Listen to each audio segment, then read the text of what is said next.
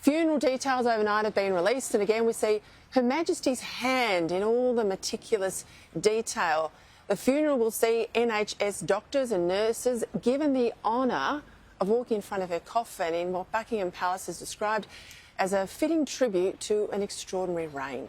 Joining me now, Royal Editor, who's been with us all week from Talk TV, Sarah Hewson. Hello to you, Peter. Great to have you, Sarah. I mean, we're really now at the business end, ahead of what will be the arrival of heads of state, heads of government, all the official diplomatic end, but the people are still in control down at Westminster Hall. Those queues have grown overnight.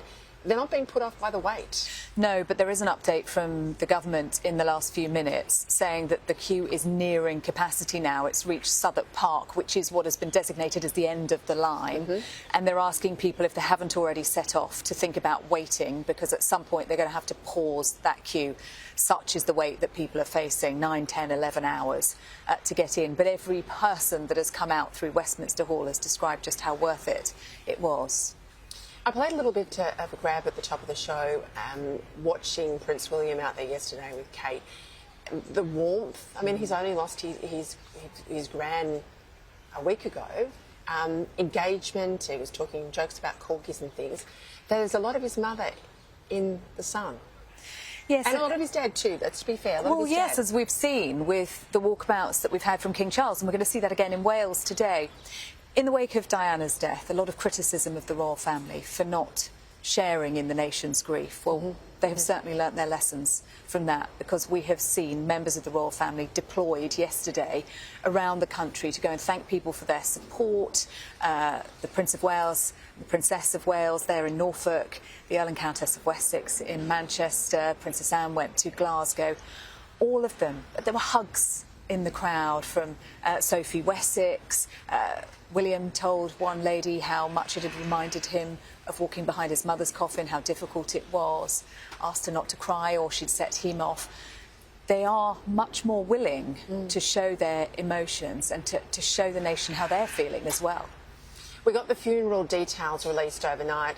There'll be lots of elements we'll go through before we see the events on Monday.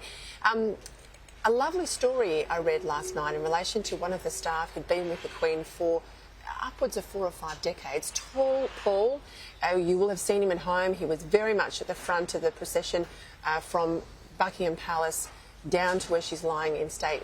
What can you tell us about him? Tall Paul, named because he is 6'4".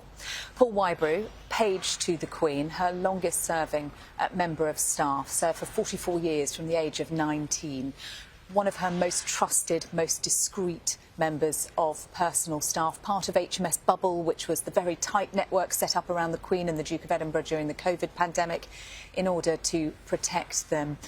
Said to have only friends and no enemies within the palace, is a rare thing. Which is a rare thing. Yeah. And he has been honoured with walking in the procession.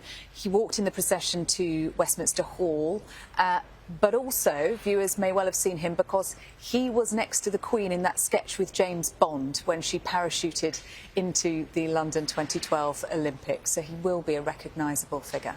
And one of his most important jobs, it's in the media, he used to go through the TV guide and circle the programmes that Her Majesty might want to watch that evening. And another important job, pouring her the gin and Dubonnet, and in later years swapping it for the apple juice. Oh, good man. He's one to have on your staff, isn't he? All right, tonight we'll see the King, the Princess Royal, the Duke of York, of course, the Earl of Wessex, that vigil of the princes once again. But there'll also be one tomorrow night involving all 8 grandchildren.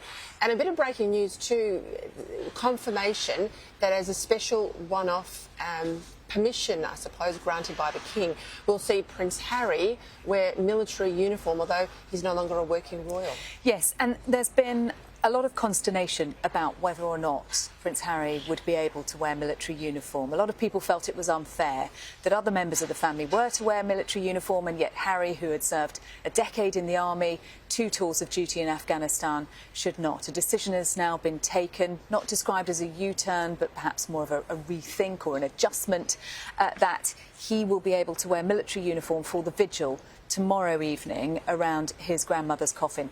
A similar move taken for the Duke of York, that he will be wearing military uniform as well as a sign of respect at the vigil of the princes this evening. Given over the years, Princess Anne has become one of the most popular working royals because she is absolutely dogged, like her late father, and her work ethic is renowned.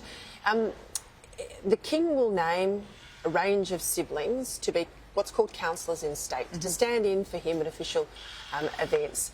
Princess Anne, because a male primogenitor, won't make that list.